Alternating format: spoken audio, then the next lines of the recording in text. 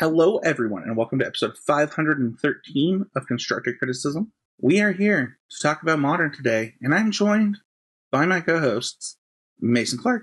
Hey, it's been so young. Dude, are you tired from all your coverage this weekend? I did do 16 rounds. It was a lot. That sounds like so much.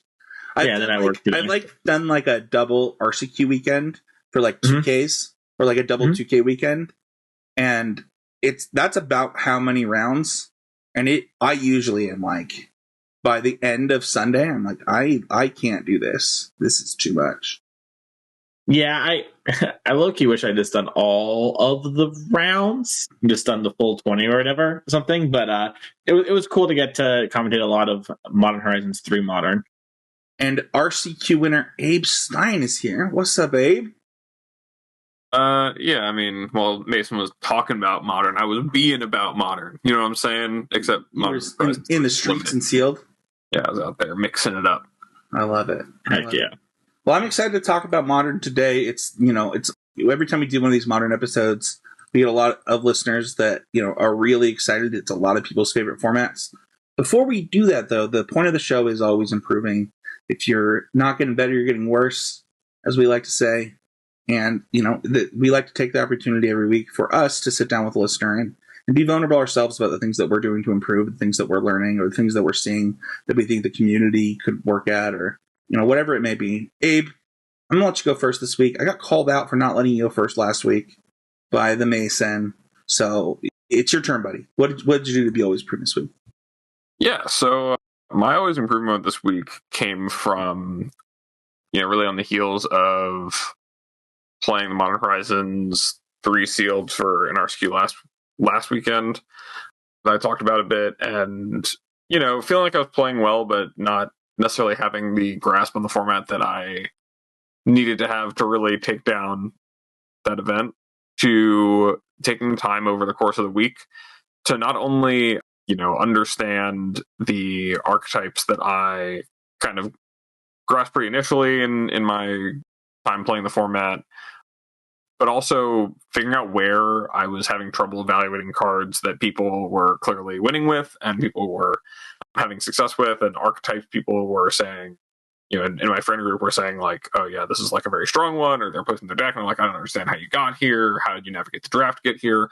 And just having those conversations about what the format looked like and what successful decks looked like and how to maximize certain cards, all really, coalesced in me sitting down to build my deck on Sunday. And at SRSQ, and like, even though I still had not played nearly as much as many of the people in the room had in terms of it, like I'd maybe only done 5 or 6 drafts over the course of the week, I was able to really understand what was important about my seal pool, like what my lane was I was trying to be in to make my deck work. And truthfully, when I opened up my pool, I was like, I was like, I don't know that there's really a winning deck here. Like, there's so many deficiencies that I can see in terms of like exploitable qualities of my deck. But I was able to like really make that work by understanding, what the important, kind of trumps in the rock, paper, scissors, the sealed archetype was like, where my deck needed help, where it didn't. Coming to a build that worked, and then also in the draft, feeling really, really comfortable navigating where I was, identifying, the signals that was being sent, and finding the open lane. It's funny, when I played the finals of my side of the bracket of the 2 slaughter against Tommy Ashton, who he was sitting to my left, so I'd been feeding him the whole draft. There was like one pick, and it was pick 4 or 5 of pack 1, where like a specific common I knew I was kicking myself for not taking based on how the draft had started to pan out. And I was like, yeah, that's really the pick where like maybe I should have just known I was going to go into white instead of blue.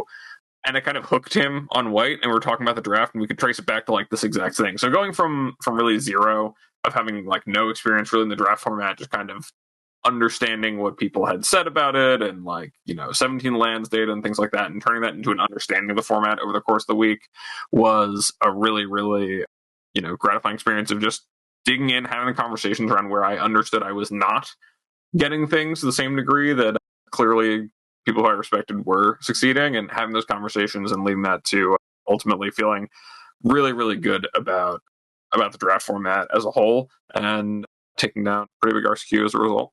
So I think that, one of the things that we preach on this show, which is so funny for constructive criticism, but we're always, last week you talked about attacking and blocking and, in limited, and this week you're talking about format understanding, which happens every X time in limited. And I just, we're a podcast that focuses on constructed because it's, it's what's played at the highest level for cash prizes and things like that. But I do think that, we'll always preach the importance of those limited moments and the things that they can teach you long term. And I think for me especially, it doesn't change between limited and constructed, whether or not, how you use your resources to understand what you're not understanding. Right? The same way that in, modern, coming into this episode, like there's a lot going on in modern. It's hard to know it all, and getting a chance to talk to you guys about it, see the deck list, see what's going on in the format is really valuable to understanding what's going on. That same skill, and using that can go everywhere. So I'll go next. I had the opportunity to play an RCQ this weekend that was pretty small. I think it might be the smallest, it's not. It's the second smallest RCQ I've ever played, and I did play in an 8-man RCQ last season. And it was interesting. I have a few things that I want to talk about with it and how they kind of relay into always improving. The first one is how the rounds were announced. The way that's suggested for RCQs when you have more than 8, but less than 16 players is 5 rounds cut to top 4. So they add an extra round and then they cut to top 4 instead of 4 rounds to cut to top 8. That's how it's suggested. That is not what the tournament software did. And this apparently has been a problem a few times this RCQ season, I'm told. Not just in Utah, but in other places that are running these smaller RCQs. Which is even weirder because of the SCG rules, you can actually have less than 8-man RCQs now. But anyway, the tournament only ran 4 rounds and then cut to a top 4. So it did it wrong. And it was interesting in my always improving moment about it is the mental state that that I think that is important to have when changes like that happen. So I started the tournament 2-0 and then got a deck reg error and lost in 3 to a friend of mine. And then won my next round and was then surprised that all of a sudden that we were cutting to a top 4. And instead of there are a couple of reasons. One, my win-in was going to be against an Amalia player that I was pretty sure that I was going to be able to beat, and that I might have been locked for top 4 anyway at 3-1. And then instead, I'm playing against the Somalia player. Instead of playing against the Somalia player, I then had to prepare myself to play against Phoenix in the top 4. And my always improving moment here comes from something I think I did well this weekend, which was always keep my calm no matter what was happening. I got the deck edge error. I was like, yeah, that's my fault. I didn't put the lands on my deck list. That was just my brain spacing and things like that. And there was never a time where I really let anything get to me. And I don't know that I've had that good of mental in Magic in a while where just nothing, not drawing lands didn't get to me. Nothing really got to me. And it made it really easy to just play the games of Magic that were in front of me when both outside influences and even in-game influences just didn't bother me. It was just about, okay, where do I go from here to win? And it felt really nice. Yeah, it's always good to you have those sort of moments where, maybe you are getting quote unquote unlucky or whatever, right? Or something isn't going your way, but it's just kind of is it my fault or does it even really matter? Right? All I can do is the best I can. And, I should just keep my head down, sort of keep going. And I think it's one of the things that a lot of Magic players have different than other people too in real life. It's oh, your car gets a flat tire. It's well, it happens, it's got to roll with the punches. You can't let that little stuff get to you. It's like not the end of the world. So, good job there, Spencer. Yeah, I did have to change my always improving moment though, because Mason took what was gonna be mine because I wanted to talk about sequencing. So Mason, why don't you talk? Why don't you just do it? No, that's good. I wanted to hear your thoughts first. Sure, yeah. So, I'll call a spade a spade. I watched the finals of the NRG, and I thought people sequenced really bad. And it really made me think, wow, I should pay more attention to my sequencing, because on first blush, I might have done the same thing. And only when really thinking about it and taking a breath did I be like, oh yeah, just should definitely work on this.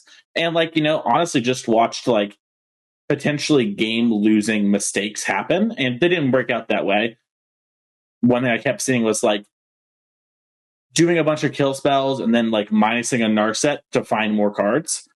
And I think that player, I've seen them play a lot of control. I think they're very good, and they had top aided the modern event as well, and they ended up ultimately winning the NRG playing control. And I believe Garrick is their name. I've seen them play a lot. They normally play really tight, but I think just back to back top eights, long weekend, just kind of caught up.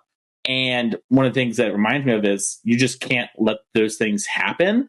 It is normal and okay to be human and have mistakes happen, but it's one of the things that matters so much, because so much of Magic is not messing up your sequencing, and making sure you're executing well and not giving up little percentages. I remember a long time ago, I made it a big important deal to me that I'm going to think through my whole turn, then execute. And I, felt like that was one of the things that really helped me step up from a pretty good player to a good player, was taking the time to do that. And it's something I haven't thought about a lot recently. And this past weekend, seeing that just made me want to think about it. And I think it's okay to get inspiration or motivation from seeing other people do something like that. And you can still win even these things happen, but it makes it easier. I love it. And this weekend, I posted this in our Patreon Discord about my always improving moment from the tournament, but it was literally what Mason just said exactly. That I had sequenced a turn out that I realized that I had missed 2 damage. And I was like, well, that was just stupid. Had I thought about my turn beforehand, I just would have done that correctly. And I think that the PV method, as I call it, what Mason's talking about, where you sit, you think about your turn, you then take all your actions, and then you adjust when something happens, is a legitimate way to both play faster while making the considerations that you need to make. And it's kind of like a 2-for-1 in that way, right? Where I've now thought through this turn, and then I have an opportunity to just execute quickly rather than having to do this at every step of the turn. So I love that, man. Yeah, I think it's so important to at all stages of time, right? We talk a lot about technical play and what that means, and a big part of that is just taking the actions that you take in a turn in the optimal way. The perfect example there, Mason, of taking all these actions, casting those removal spells, and then using Narset. That Narset activation could find a card that makes it so that maybe you want to spend a different removal spell, or you're able to hold on to a different card that matters more, and that's important to remember. Or even just having information of all the things available to you before you start making conclusive actions. Like you said, maybe it didn't affect the outcome of that match in the way things played out, but when those things are happening to players invisibly, turn over turn of every game they play, it adds up in it's impossible for it not to add up and give those opportunities and windows to your opponent, because maybe it is only every 1 out of every 10 times that not sequencing that correctly costs you anything, because your opponent has to have the right thing to punish you, or you have to get unlucky as to miss on whatever it is you're looking for. But if that could be 1 in 20 times, that's one whole game you're winning there by eliminating that. And that adds up over the course of tournaments, over the course of RCQ seasons, over the course of careers. That's it, having a process for how you play out your turn and having it be airtight and working on that pays huge dividends. I'm sure you felt, Mason, as you incorporated that into your play at that time.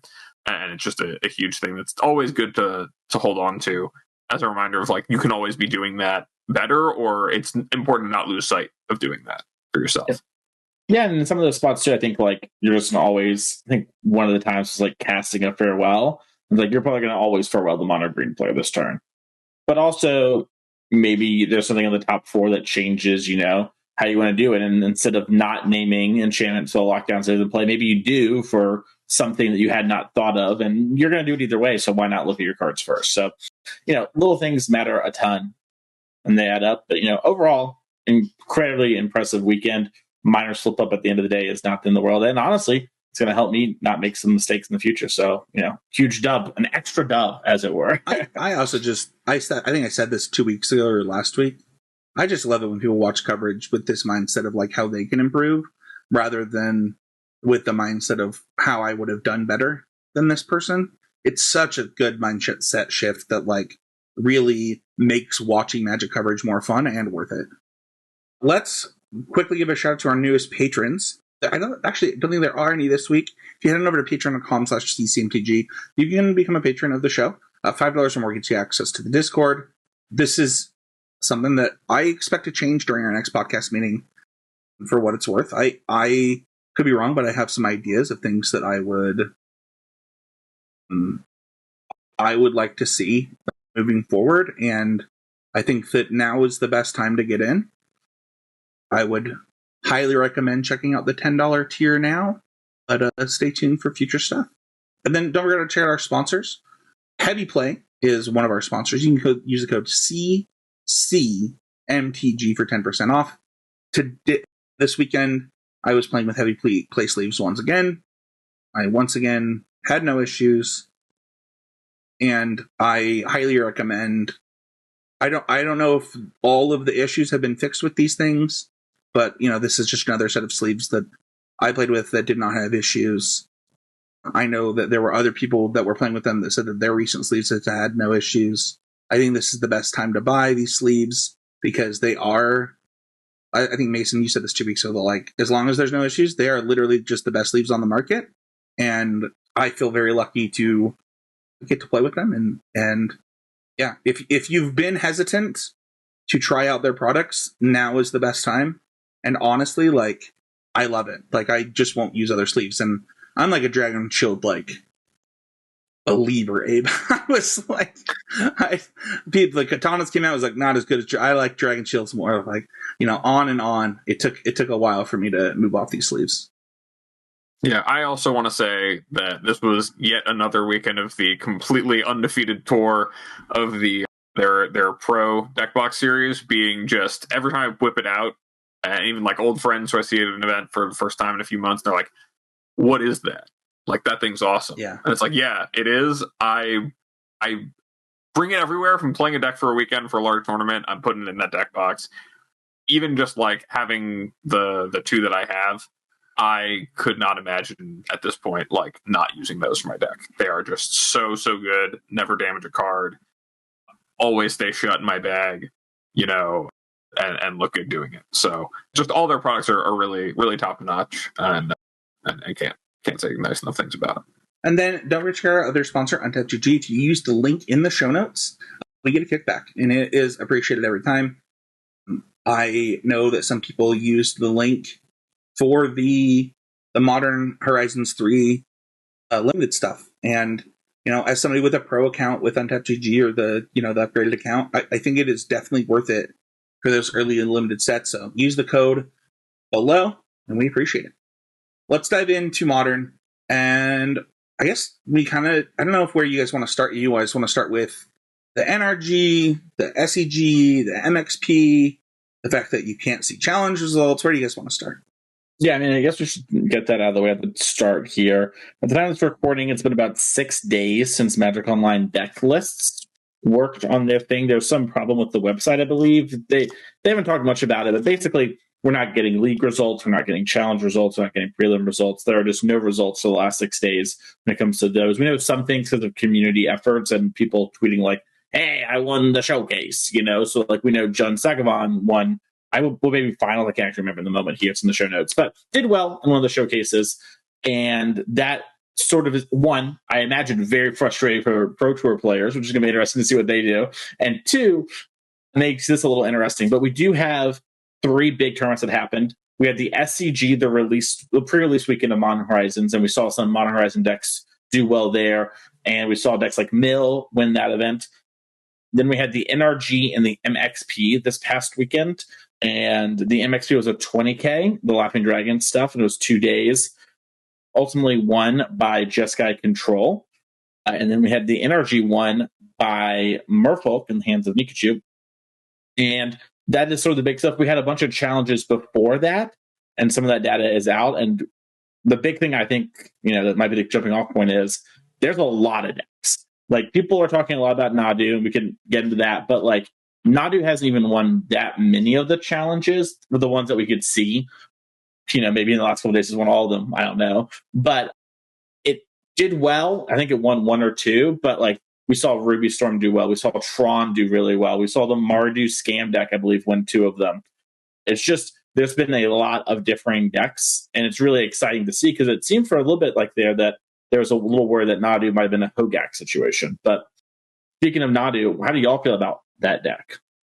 I've gotten the chance to play, because I've been focused on Pioneer. I just want to be transparent that like I probably played like 5 Modern Leagues since the set came out, and I literally called Mason to confirm how this like literally on the phone. I was like, hey, I just want to confirm how this works.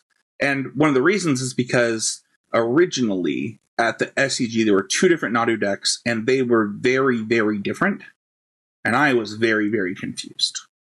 So what I would like to do for those who maybe are in the Pioneer streets and are trying to understand this deck is kind of explain the Nadu combo for them really quickly, if we could.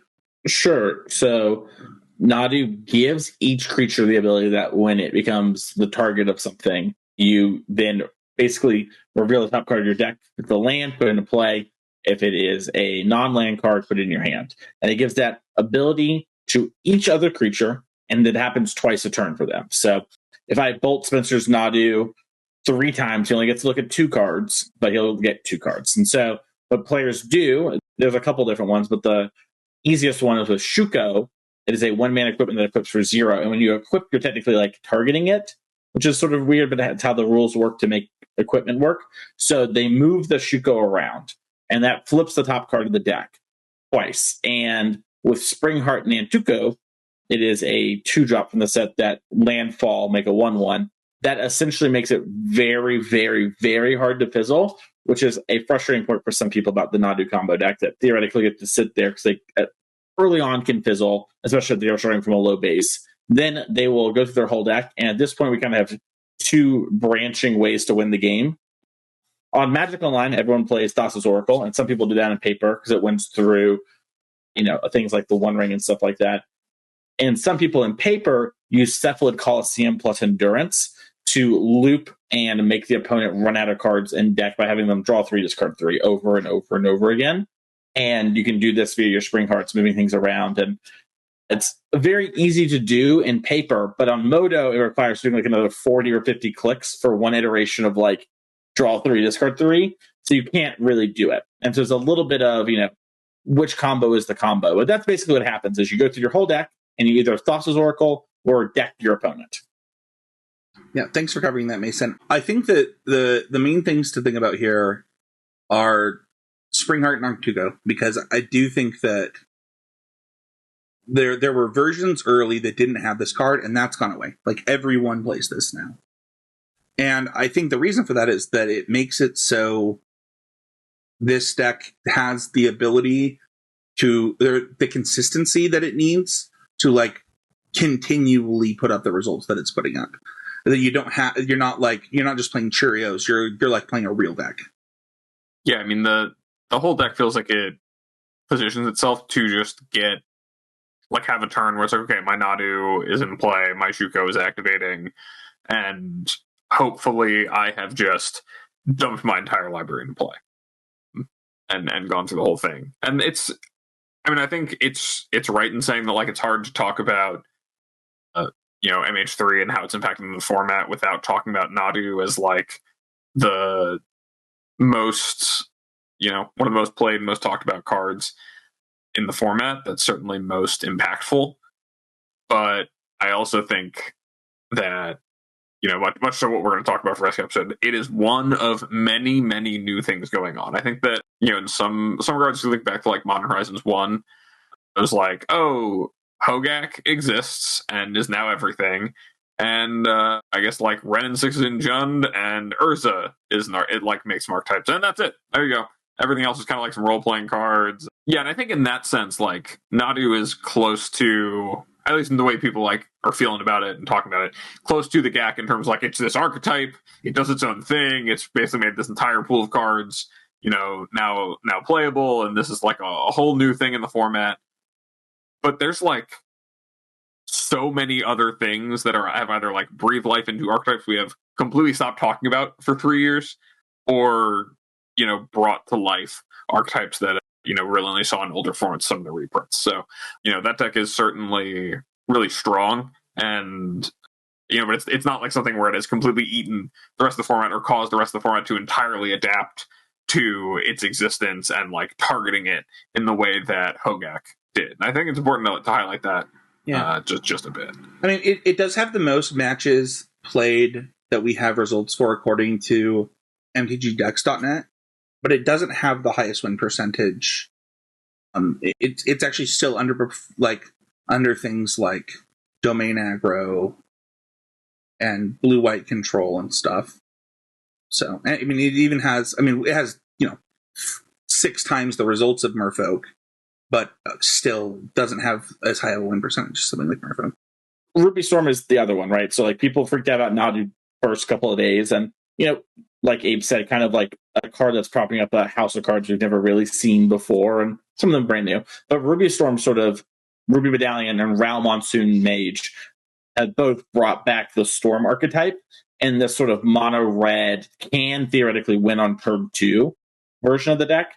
And Ruby Storm is sort of like, I would say, the next thing where people saw it, freaked out a little bit, and then has underperformed a little bit, but is clearly very strong. Like if you're able to win on turn 2, there's something to your deck. They were kind of talked about this with the Amulet in the past, and I'm kind of curious how y'all feel about this one, because this one to me feels like an interesting case where traditionally Storm decks, if hard targeted, and the like decks, it might limit what decks can be played in the format, but like the decks that can rise up to beat it do. And we've seen things like the Mirror Shadow do well, the MXP against this sort of deck, and a feature match actually I covered, as long as like some of the other results. But in general, just like you can beat it, but you kind of have to mean it.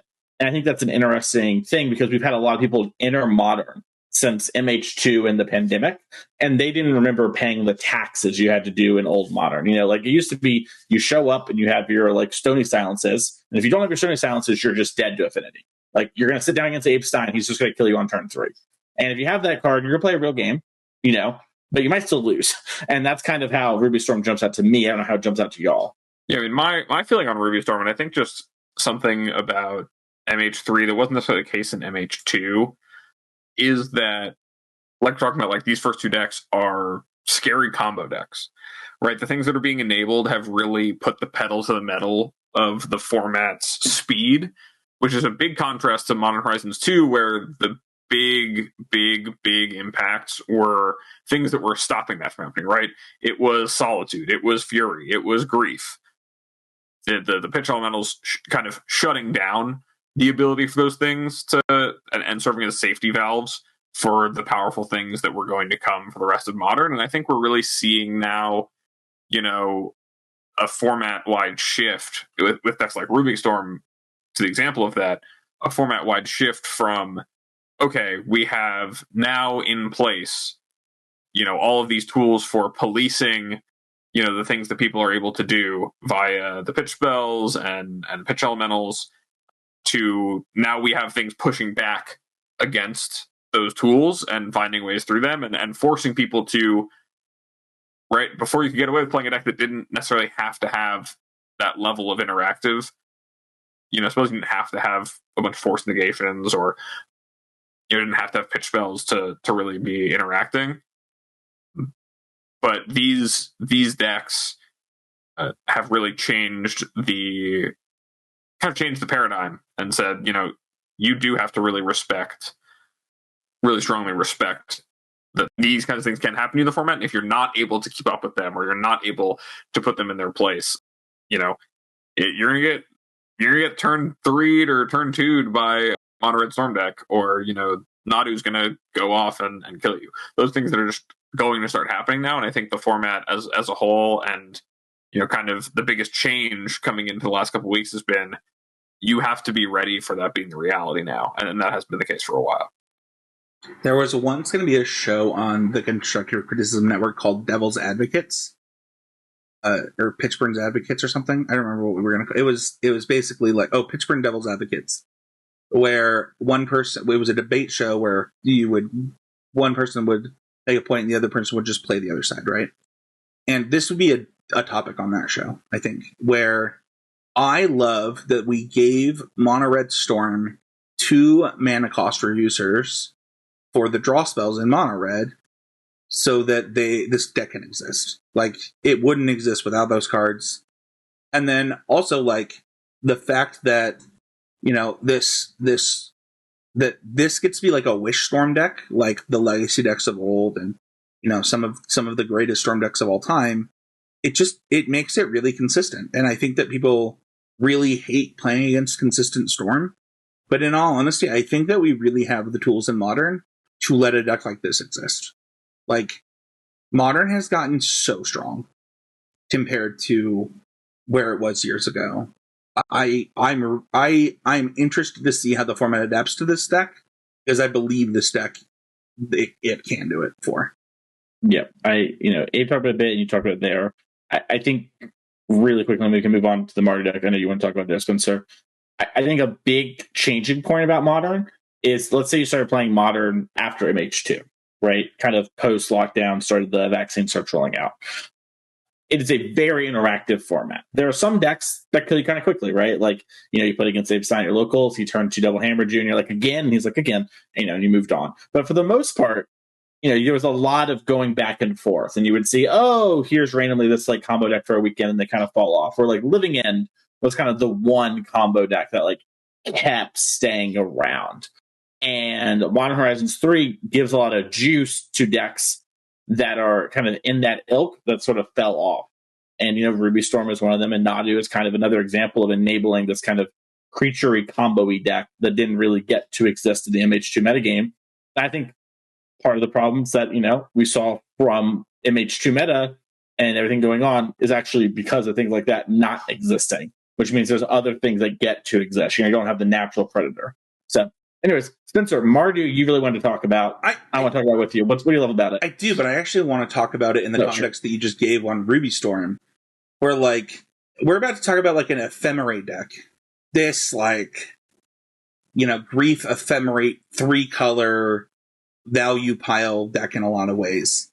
And, like, think about that in the context that we just talked about a combo deck that can win on turn 2. Like, I don't know. I think it's important to recognize, like, what Grief and Solitude did to the format when in context of, like, what MH3 added. So, this deck, obviously, I think it won the first challenge after MH3. If I'm not mistaken, it might have been the second weekend. It won the one on the 16th, and it had very interesting cards. And when I say that, I mean, things like Guide of Souls and things like that. And as far as we know, it keeps 5-0ing. It does some things at other things, but, like, we haven't really seen this at the big events. And I'm curious if, between this and we'll talk about Monoblock later, is this the future between, is it Flage, Mason? Yeah, between adding Flage to the deck, getting Fable of the Mirror Breaker, and then Monoblack, like, is this the direction that I want to go, right? Like, is this this like aggressively slanted mid-range deck? Ragavan doesn't play as well in the format anymore, so Guide of Souls gets to be that X2 that really pushes in damage, things like that. I don't know. I just found this deck really interesting. I know that people have talked about it on TikTok, if you watch, like, competitive content there, about Sorin, the House of Markov, or of House Markov and stuff like that. I found it I find it wild that we had Rakdos Scam, moved on to Mono Black Scam, and then all of a sudden we're like, well, let's do this instead. I mean, obviously we saw that with like Zoo and stuff, where they added the scam package to Zoo. But I just found this deck wild. Like, it was like being an ephemerate deck in this format instead of the other scam package always has seemed powerful to me. Yeah, it's kind of interesting, right? Like, it's sort of a black-white splashing red, almost, right? Like, the deck doesn't even play Ragavan, which I think is one of the big things. I think Ragavan, it's so funny, people get so mad at this. It's not that Ragavan's gotten worse, it's that other cards are catching up to Ragavan. And when every color kind of gets like a premium 1-drop or 2-drop, and they're all on the board more, it makes it harder for Ragavan to get across the finish line.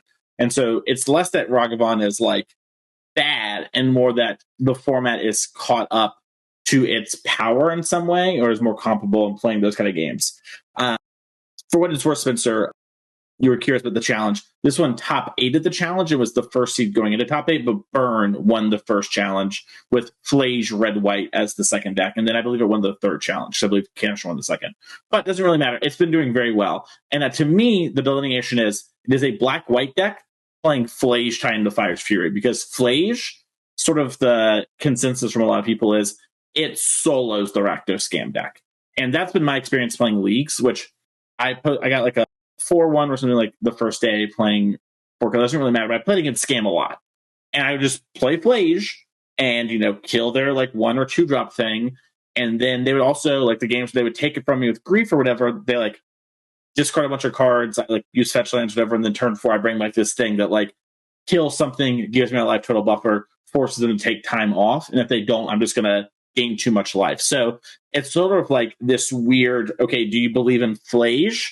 And like these other strong value cards like a Johnny and whatnot and Sorin, or are you like a Necro Dominancer? Or we're even seeing some people that are foregoing Necro Dominance and playing lower to the ground with Nether Goyf and Flare of Malice. So it's really weird to see sort of the differing scam archetypes, but it's like people know they want to play Grief, and it's just really how do they want to facilitate their Grief deck. And it's very interesting to see all the differing directions. And Spencer, I don't know about you, this is the deck that I am the least interested in playing, but the most interested in seeing Modern Horizons 3 Pro Tour players build, right? Like, what does someone who's preparing for the Pro Tour do with, like, the Grief cards?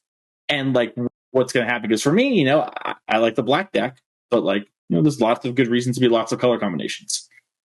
Yeah, I think also it's important to consider that in adopting white instead of red as your primary, like, secondary color for the kind of Grief-based mid-range decks. I mean, in the past, the threats you would get access to from white didn't really stack up in a way that made the deck make sense, even though you get access to Ephemerate with your Grief, or your Solitudes, and that being a very powerful way to have a lot of interaction in the very condensed start of the game, like we're just talking about with like Ruby Storm. It's important to be able to interact quickly, and if you're not utilizing those cards that let you do that to the best of their ability, the decks that are very powerful will take you on and will put you to task for not having that wealth of interaction. And this increases the amount of times that just the deck gets to mulligan to 6 or 5 and start on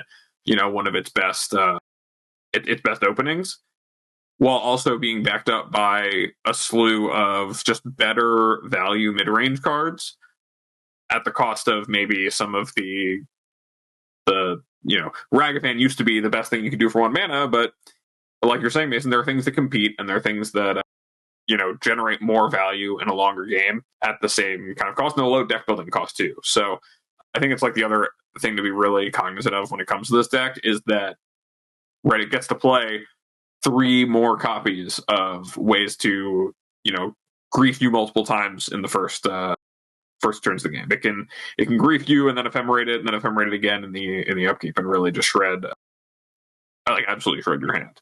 So those kinds of starts, plus the ability to play a better long game with Flage, really does open the door for a lot of really interesting depth to this kind of unfair fair archetype that I think really changes a lot of things and is playing by the new rules of the format in terms of how you need to interact. Yeah, I got the chance to watch some Flage gameplay this weekend, watching the energy, and one of the things that I thought about it is it plays a lot like Fable of the Mirrorbreaker as far as like impact the board, gain advantage, end the game. Like it like has this sequence that it goes through. And it's funny, right? Because like, what was one of the reasons to add red in the scam decks before was just like Fable, right? But it also just plays really well with Fable. So I don't know. I agree with Mason. I'm really interested to see what ends up happening with brief packages, because it's very clear that like, and we'll get into this. We're going to talk about more decks, but I'm very interested to see like, is white black the answer? Which is something that we talked about when Fury got banned as a podcast, right? We were like, well, is there a world where I just like, am white black and play ephemerate instead, and like add Solitude to my deck? Solitude doesn't play as well in the grief decks because of the way the games play out. But I don't know, like if there's going to be a bunch of like cost reduction creatures in play that I need to kill and other stuff, then Solitude gains some value.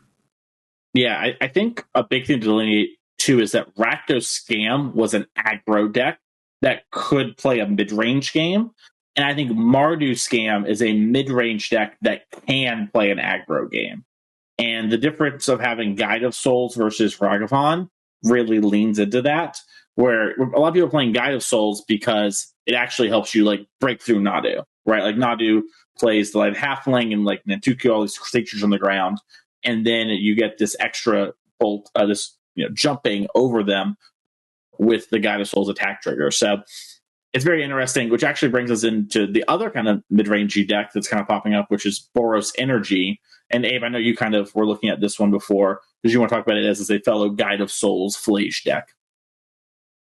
Yeah, I think the Boros Energy decks are really interesting because if you look at the cards they're playing, like an example of just one of the deck lists from Magic Online is the only cards that are not from Modern Horizons sets 1 and 2 are 2 Fable the Mirrorbreaker, 4 Lightning Bolt, and some number of lands in the mana base. But these are decks that are really leveraging Guide of Souls and Ragavan and Ajani as a new card, Amped Raptor as a with the deck constructed this way is a great way to generate some really, really strong card advantage.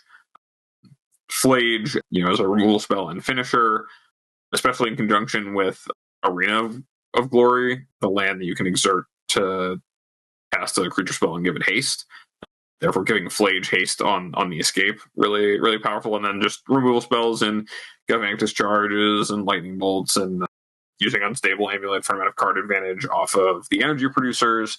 And yeah, it's just like it's a deck playing all of the best threats on face in terms of just impacting the board for cheap, and then playing all of the best removal and some of the card advantage with the energy cards. It's kind of like I don't know about you, Mason, but this is like kind of the new shape of or like as much of like a zoomer new shape of Modern you can get. It's like, okay, we're just gonna play all Modern Horizons cards and Lightning Bolts, and that's gonna be everything.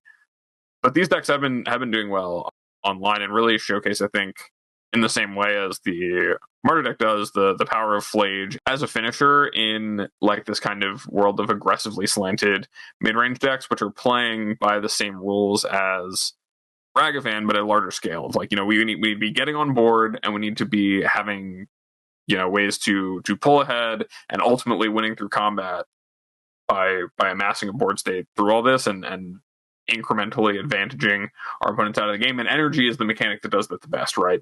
Every single card you play accruing this other resource that's going to inevitably net you advantage through things like Unstable Amulet or through Guide of Souls, powering your Flage into the air or your Ragavan into the air. Angel Ragavans, anyone? Like all of these things allow the deck to amass the components to win through a lot of interaction on the other side, and also do a lot of interacting, so it's able to play a lot of the cheap removal that really matters. I don't know if Spencer or Mason, you have had much experience looking at or playing this deck, but it definitely feels like one of the new things using MH3 cards the most. It's one of the decks that I talked about the most before the set came out with people. Just kind of like these Raptor Soul Guide, Guide of Souls energy decks. And I'm not like a financial guy, and like this isn't a financial podcast, but I would buy your Ether Hubs. Like, I think that $1 for an Ether Hub is like pretty low. I was just looking at how many decks are playing Ether Hub. There are 83 different, and I don't remember exactly how Goldfish. I think you have to be, is it 5 cards or 15 cards off to get your deck list posted on Goldfish? But that's a WotC thing. Not a Goldfish thing. Okay, well, there are 83 decks playing Ether Hub in just Boros that are different listed in the last little while, and that card is like underplayed in the other decks we're going to talk about today, in my opinion. I think, I said this during the set review. I think when you give that efficient, of stuff to energy that you just tack on energy to cards that already would see play, deal 2 to 3, like Galvanic does, already sees play across the world. I just think that this deck does a really good job of playing efficient stuff. We talked about, Mason, you talked about Ragavan in the last segment, but no, the card's not bad. There's just other things competing with it. Well, guess what? When I have 4 Galvanic Discharges and 4 Lightning Bolts, it makes it a lot easier for that Ragavan to get its first hit. And I have no doubt that this deck is going to continue to put up results as, honestly, like a premier aggro deck in this format that hasn't had one in a while. Yeah, I think, and you kind of hit on this a bit here, Spencer. You talked about the Aether Hubs. There are 83 different Boros decks playing Aether Hub. They're 5 cards different or whatever per the Goldfish, or the WotC hosting rules or whatever. And it's interesting because Boros is a deck that wasn't a modern deck. Like Boros Obosh, right, when there was Fury and Solitude, was a thing we saw see some fringe play. And, I was like, oh, please stay around until Flash comes around. So Flash definitely has a home, but I was like, okay, this is interesting. There's not anything like it. And then since the release of MH3, getting to so many strong white cards and Flash in particular is sort of an interesting spot where it's like, okay, Boros is an archetype. And since Boros got so much support, we're seeing that there's just a ton of cards that have been underplayed and underexplored in Modern that are now seeing information and stuff. And that is one of the more interesting things about what's going on, right? It's we're seeing aggro builds of this deck. We talked about the first challenge was one with a deck that played 4 Blood Moon mains, 4 Magus in the sideboard, Timeless Dragon, Ragavan, some of these other cards that this deck was playing. We've seen Phantom of the White Orchid being able to go after lands, and we've seen the Dog with that. We've seen Fable builds, we've seen aggro builds. There's just, a ton going on there. So it's very interesting to see sort of what players are going to do with this. And I'll get this out of the way now. One of my big beliefs is this weekend is the Pro Tour, and we're just going to scratch the surface of Modern. I do not think it is reasonable to have anyone really figure out everything that's going on in MH3 and have anything get solved in a way that we sometimes are used to seeing with Pro Tours that involve eternal formats, right? Sometimes Modern Pro Tours was things really got set in stone, but this has such a huge injection of cards, and the players had about 2 weeks with 2.5 weeks with the full list before deck lists are due, and they had to learn limited. And so there's a lot of pressure on them, and I'm really excited to see, okay, Boros clearly has so much going on. It seems to be one of the premier new things.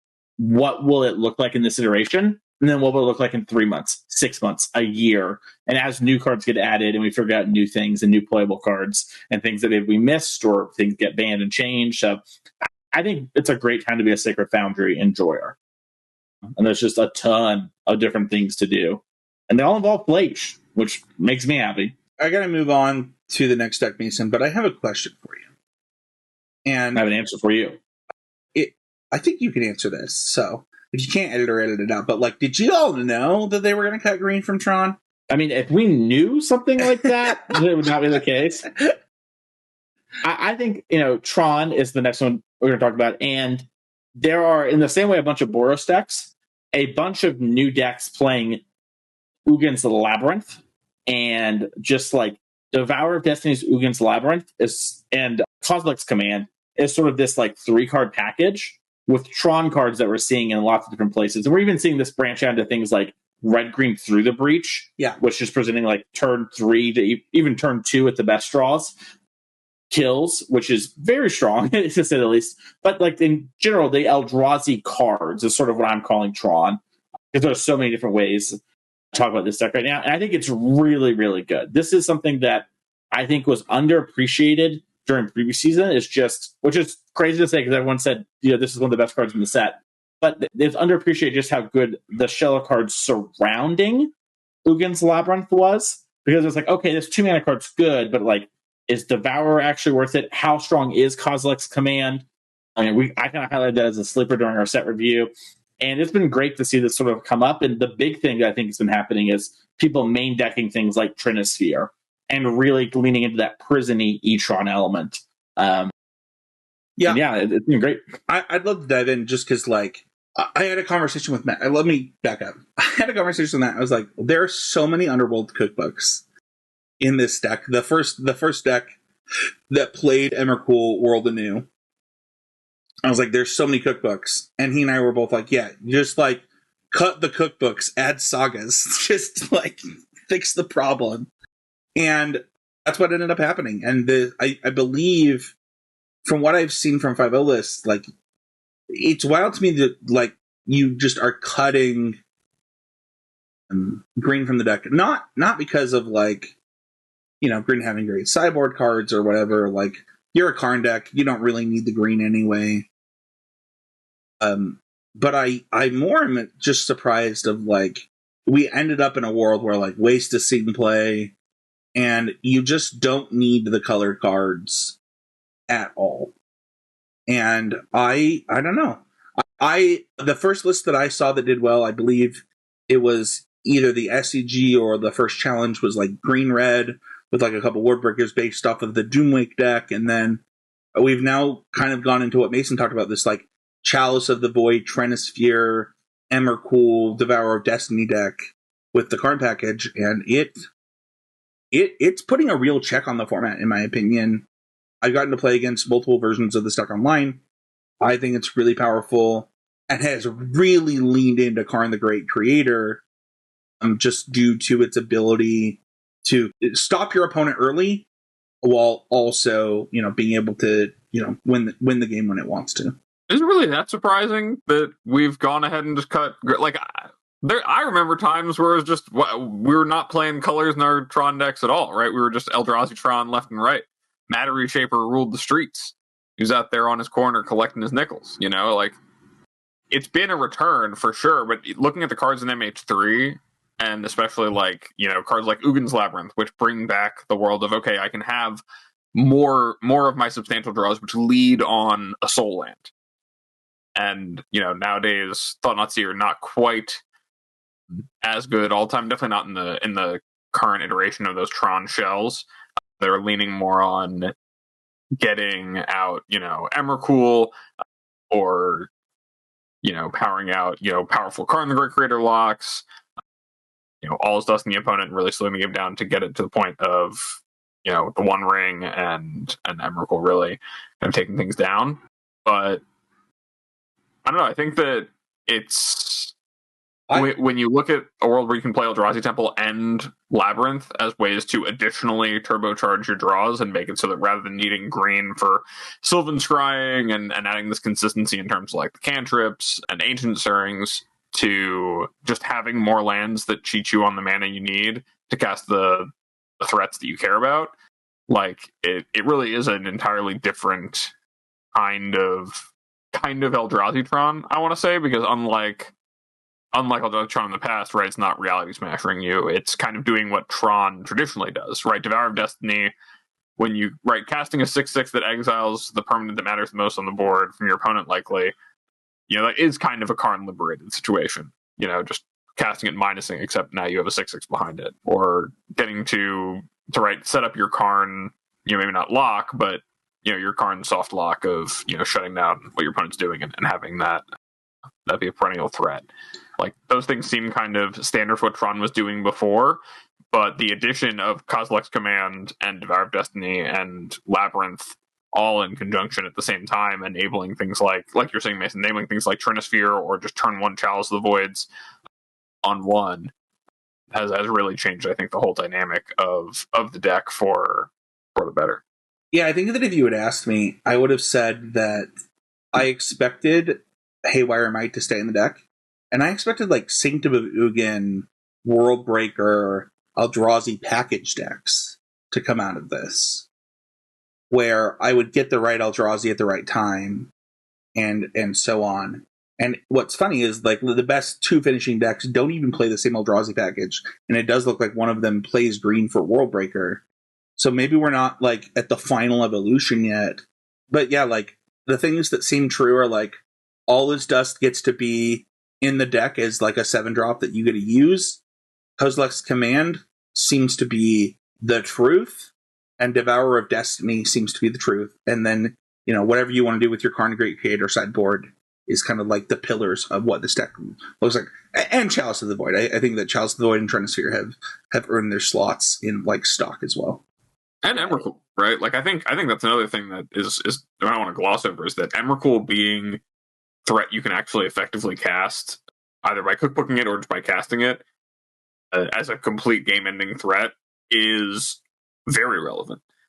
And the Madness Clause on it, right, with Cookbook is very relevant to allowing Tron to, like, really just invalidate everything that's going on in a way that kind of the big Eldrazi Titans have failed to do for a bit now. Like, an Ulamog is just harder to get into and doesn't always necessarily end the game against a lot of the decks in the format that can kind of come back from being -2 permanents or handle a 10/10. But, those decks don't really do well with all their creatures being gone and dying the next turn. So yeah, and have protection from cards cast, essentially. It's like really hard to kill Emrakul too. And I think, we talked about it during the set review show, but Kozilek's Command, I think people are really starting to get it. There's like a lot of times where you just have starts that are like, you play your Eldrazi Temple, and you like kill their thing, make 2 spawns, and then on turn 3 you cast Devour of Destiny. I don't think that people realized that Eldrazi Temple cast Kozilek's Command until people started doing it. Well, yeah, that's why I was trying to bring it up on the set review, that it was Kindred. Like, well, I mean, that it's funny. It's the classic thing of players don't read the cards. They read what they think they read, and then they get something wrong, and like, oh, that's not as good as I thought it was. It's like a very common thing that we all do during preview season. But the card's just really good. And Kozilek's Command, I think, like, to me, it is one of the best cards in these decks, where it's just like, okay, I'm a kill spell, and I dig. And I do things like, I've been playing a lot of these decks on Moto, and I've done a lot of just like end of turn, basically dig through time for 2 mana. Well, I'll spend like 7 mana tapping my Tron lands, look at 5 cards, scry however I want, draw 1, and then make 5 spawns. And now I untap, and believe it or not, with my 12 mana and I scrying 5 times in my Tron deck, I have some unbeatable play. And I like All Is Dust you with a bunch of jump blockers left over, where I like play Emrakul World Anew the hard cast way. And, I like the One Ring plus Karn you and like grab something from my Karn board and play it. Like, the deck is just very, very strong. And it doesn't have all the best tools for interacting against some of the first decks we talked about, right? Like, Karn works good against Nadu's Shuko, but not good against the core Outriders. It's not very strong against Ruby Storm, unless it has a Trinisphere or a Chalice. And the Chalice needs to be kind of on 2. So there's a lot of problems, but just like E-Tron, but good, I think is really nice. And the thing that I've been really interested in trying, Abe mentioned not really liking Thought Not Seer with a lot of the current packages, but I think it's interesting to see the Tron decks sort of, in my mind, become scammy legacy decks. Kind of the Stompy decks, really, is what I'm looking at to say, where it's just like, okay, I'm going to play a bunch of Gemstone Caverns on my main deck, and I'm just going to go like, you're on the play, all right, Gemstone out of land, Ugin's Labyrinth, Trinisphere you. Or like, all right, Gemstone Cavern, Eldrazi Temple, Tron land, Thought-Knot Seer on turn 2, boom, and like for the One Ring, and just like forego card advantage for impact on board and game state, and just like run away with things. What is Thought-Knot Seer if not the original Grief? So it's very interesting, and there's just so many ways, and that's only if you're colorless, right? Like Spencer was talking about the green red are the two main ones. We have seen some blue with Null Drifter stuff. There's just so much to explore here. I think it's like a really strong package of cards. Mason, you mentioned blue for different Tron decks with, Null Drifter and stuff. But I want to talk about the blue deck that won the NRG this weekend. The deck that everybody, the second Flare was previewed, talked about. And that's Merfolk. Mason, you got to commentate Merfolk this weekend. For old SCG fans, not SCG fans, old CCMTG fans, that was probably funny. But talk to me about it. What do you think of this deck? I think Merfolk's good. You talk about like, did I know Tron was going to lose green? And the answer is like, I don't know. So many things to do with the Eldrazi deck. We just spent 10 minutes talking about it. The Merfolk deck, I was like, I'm pretty sure there's enough Merfolk cards that they can play a real deck now. And that was exciting to me because I think I mentioned this a lot on coverage. If you watch it, I'm sorry to hear it again. But like, if you look back 10 years ago, what was Merfolk? A bunch of Lords, Spreading Seas, Aether Vial lands. What was Merfolk, after MH2? Kind of a prison-y deck, Now, Merfolk, it really is this kind of tempo-y aggro deck that, kind of throw your opponent on the back foot, play a real game. And Flare of Denial is a great tool against something that's trying to go all in very quickly, but you don't really want to use it. You honestly kind of want to, like, have it be cancel because you want to have, like, all your Merfolk in play, hitting them, causing them pain, and then you just, like, use the oops, I need to like sack one to not die mode if you have to. So I think Merfolk's great. I don't have much to say about it. I think it's like a deck that was rightfully memed for years and is like a very solid at worst tier 2 deck. I've been saying since Voldaren Hexcatcher was printed that this deck was underplayed. And like I honestly believed that. Like we would play like modern leagues getting ready for regional championships and like, just like to discuss like, okay, like what are people playing in the streets? Or, and we would never like hard test Merfolk, but every time we were like, this deck is just crushing like so many of the good decks in the format. Where it's like well positioned in the metagame, but kind of, I don't know, there's like a type of Magic deck that is often really, really good against the top decks and just terrible outside of that. And I felt like that was Merfolk not too long ago. And as somebody that has played a lot of legacy Merfolk, with Force of Will and Days and things like that, there is something very special about getting a card like Flare of Denial that gets to like catch all things, where it shores up like this BS thing that was killing me before can no longer do that for free. And now they don't have to play any of the bad boards, like Quormhelm Commander or like all that stuff. Like, you have Lord of Atlantis, you have Master of the Pearl Triton, and you have Hexcatcher. And then it's about like, okay, what are the right things from here? Do you know, Mason, you talked about like what did Merfolk look like X years ago? Well, there's 0 Curse Catchers and 0. Oh my gosh, I played these cards. I've made hundreds of dollars playing these cards. I don't remember the name of the 2-drop. They have to reveal a Merfolk. I can't even remember. It's been so long. Silvergill Adept. Thank you, Abe. The deck is so different. It blows my mind in like a lot of ways. Yeah, I mean, I think that it would be. I don't know. I gotta say, Merfolk players, y'all been living on the WotC welfare for a long time. Y'all get more printings every set for real. For like 10 years. Y'all been collecting them checks. Y'all been getting cards left and right, and then finally is your time because they can't stop wanting you to win. It's crazy.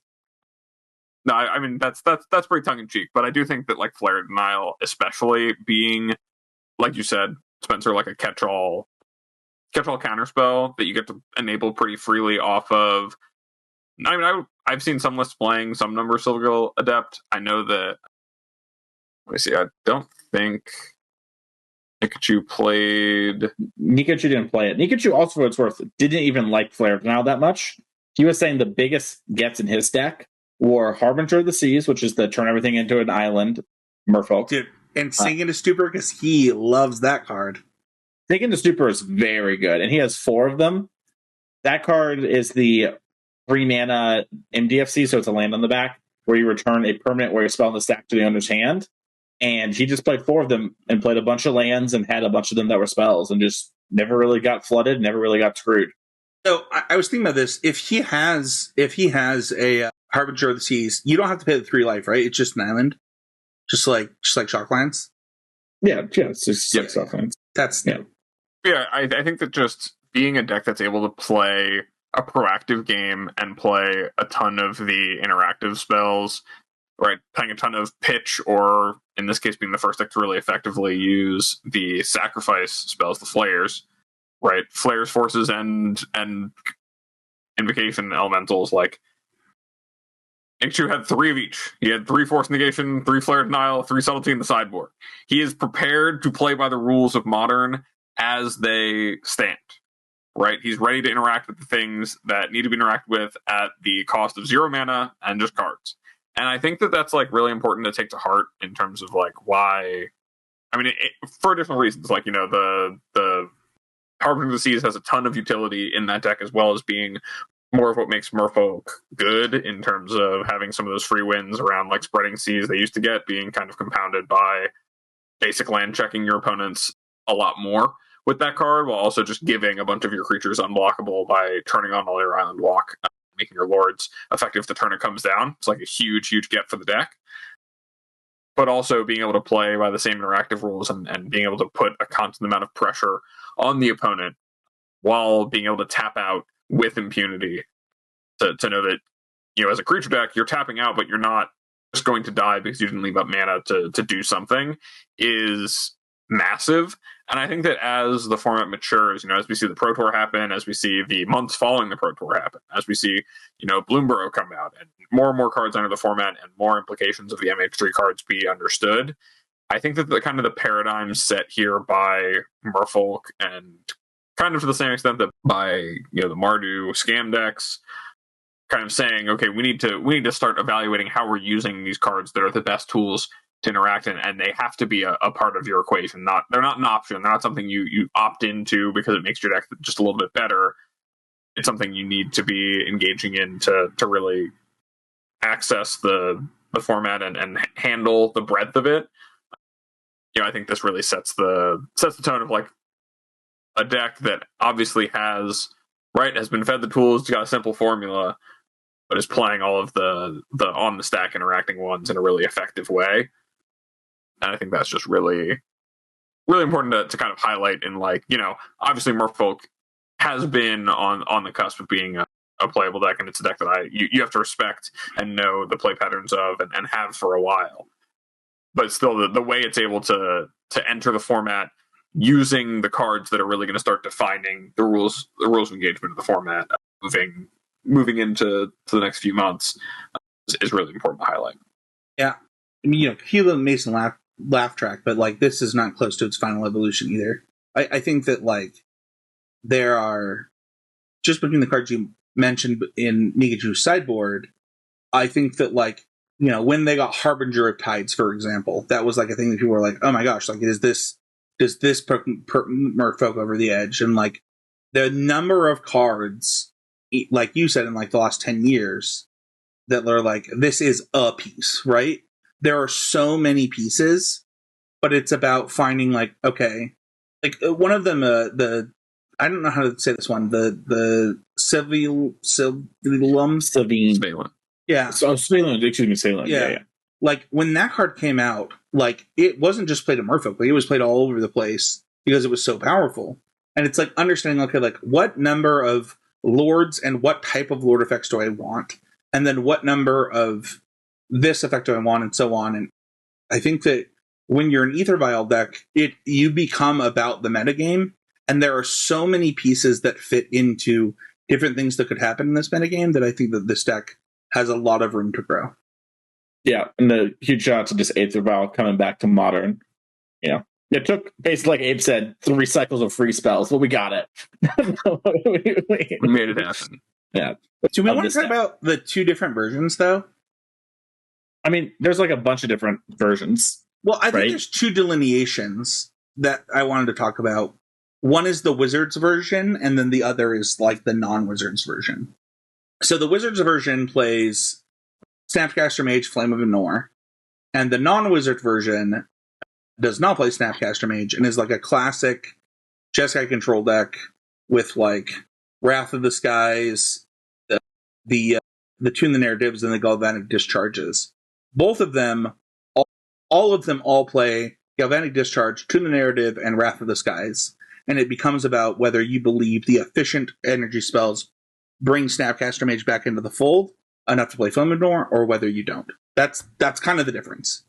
They all play Flage. Oh, they do all play Flage. Did you purposely cough on there to pretend like that wasn't... Oh, did I cough when I did? Yeah, what a weird timing. I love you, man. Sorry, the one other thing is that the Wizards list that I've seen also play Tameo. Oh, that's true. Yes. Yes. Yeah, I think that, like, really at the heart of, like, kind of this resurgence of Jeskai is specifically Wrath of the Skies. That card, I think, kind of went a little bit under people's radar in terms of the power level on it. Being able to play a white Wrath of that could either be, one-sided, depending on what the mana value permanents in play that matter are, something that catch-alls in terms of the card types it's affecting, and also, serves as a way to be wrathing and effectively drawing cards by way of generating additional energy. All of those modes together are really, really strong on a card that just reads as, and if it's like, maybe like 5 mana destroy, like maybe it's Shadow's Verdict, white 3, destroy all things cost 3 or less, and like maybe I guess energy is like, no, when this card is, oh yeah, so I killed your Dragon on turn 1, and then now on turn 4, I'm going to pay white, wipe your board, and then I'm going to leave up Counterspell. Suddenly, like, you're asking yourself, like, what just like, what? How is that okay? And that, I think, is like a really, really big dynamic change around like what even the control decks or what the answers in the format look like. And I think this, like, I've kind of, I know I've said it a lot this episode of just looking at the dynamics in play in terms of how decks around the things that aren't these like blisteringly fast combo decks are adapting, or these really resilient combo decks are building themselves. I think that it's important to note that there are so many tools that are being accessed in addition to the ones we already have, like the pitch elementals and pitch spells, but also just some of the really, really strong synergistic things like Wrath of the Skies to keep those things in their place and kind of push back against this rise of really versatile and resilient combo decks that require a broad set of answers to cover everything they can do by having these cards that are efficient and strong at answering, a broad set of threats. So, like, I think that the Jeskai deck is really, really interesting. I think Snapcaster Mage coming back is more a nod to just the powers of the instants and sorceries going on, like casting out a Wrath of the Skies or, flashing back like Galvanic Discharge, like having access to the spell you need at the moment you need it. But, I still think mostly the One Ring is at play for what is causing these decks. You like the One Ring version better than the Wizards version? Yes, I'm going to say yes, but also fine. Like I think it's pretty hard to argue against like the One Ring. I still think that card is like probably one of the strongest cards in Modern, if not. Like it's hard for me to even think about like Necro Dominance as a card sometimes with that card in the picture. Yeah, I have a lot of. Comparing it to like Tameo and Flame Manor just doesn't seem like it does. For what it's worth, I got asked about Tameo this week from a teammate of mine, and they're like, "Is this card good?" I was like, "I do think it is good. Like, I do believe that this Wizards deck is like real, and do I know that it's better than like the other Galvanic Discharge, Tune the Narrative, Wrath of the Skies decks? I don't know. I don't know the answer to that. I will say we had a podcast listener in our Patreon Discord who played one league with this deck and immediately cut Tune the Narratives for more preordains. And I wanted to see the results of like things going on, but I was like, I believe that's wrong.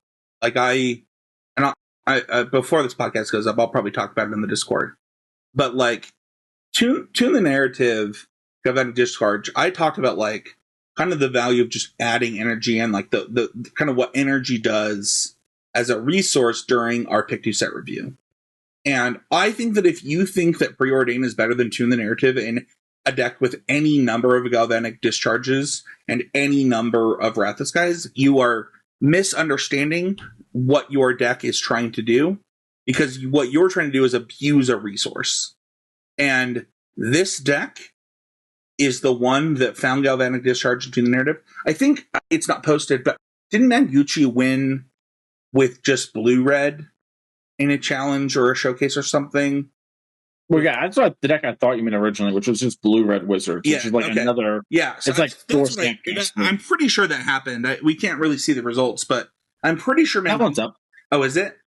Yeah, that was like day 3 or 4. Okay. He 5-0'd a league, Thank you, Mason. I love having you on the show. Well, it turns out I was very invested with how the first couple of days were.